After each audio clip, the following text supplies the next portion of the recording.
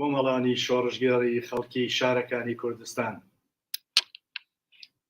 لە ئیدامەی ئێعترازات و تەظاهراتی خیابانی ئێوەدا عەلەی جەنایەتکارانی جمهوری ئیسلامی دوێنێیش هەروە کە ئینتزار ئەڕۆیشت شەقام و مەحەلاتی شارەکانی کوردستان سنە، سەقز، مەریوان، مەهاباد و باقی شوێنەبۆکان هەمویان سەحنەی ئێعترازاتی شۆڕژگێڕانەی ئێوە عەلەی سەرکوتگەرانی جمهوری ئیسلامی بوو.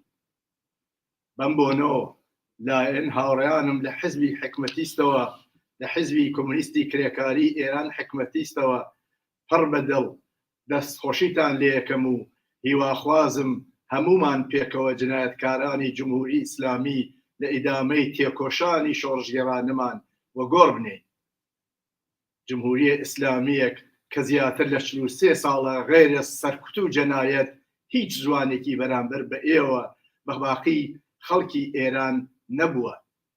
بە ئەو پەڕی بێبەزەیانە و بە ئەو پەڕی قەساوەت و شەقاوەتەوە بە تفەنگ مستەقیمەن ڕووی کردوەسە ئێوە و تەقەتان لێیەکە و دوێکە فقط بەخاتر ئەوە یەک جوانی 21 ساڵە لە ناو ماشینەکەیە بۆقی لێداوە بدونە یەک لەحزە تەردید کوشتویانە.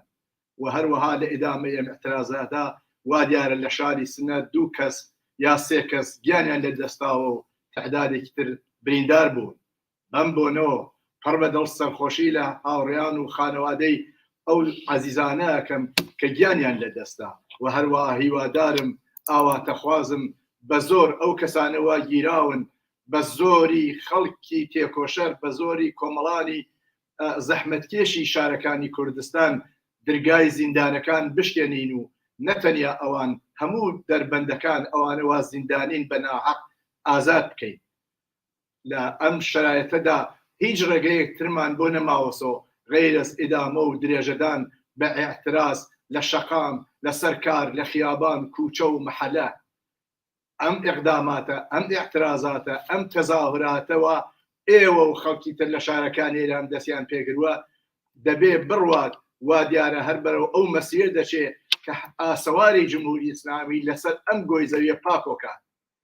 ئەگەر جمهوری ئیسلامی بڕوخێ نەتەنیا ئەم ڕژیمە حاکم لە ئێران بەڵکو ئیسلامی سیاسی لە بەشێکی زۆر لە خاوەرمیانە و حتا لە شاخی ئەفریقا لە بینەچێ و ئینسانەکان بۆ ماوەیەک بوو بە تایبەت ژنانی شۆڕژگێڕ و ئازادی خواز پشوویەکەدەن. بێنەوە با زیاتر لەمە دەست بە دەست یەک بدەین و بۆ هاو فکری، هاوکاری، اتحاد و تەشەکل دەست خێنە و دەست و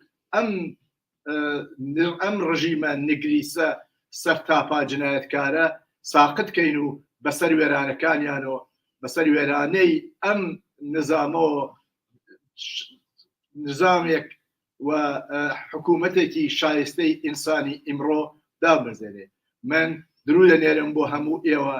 ئێمە هەر لە ئەوەڵ و هەتا ئیسە لە 3 ساڵی ڕابردووە وەکو کۆمونیستەکان لە کەنار ئێوە بووین لەم ڕێگا هەزاران هاوڕێمان لە دەستاوە و هەر ئێستەش لە کەنارتانین. بڕوخێ جمهوری ئیسلامی بژی خەباتی ئازاد خوازانە و شۆڕژگێڕانەی خەڵکی شارەکانی کوردستان.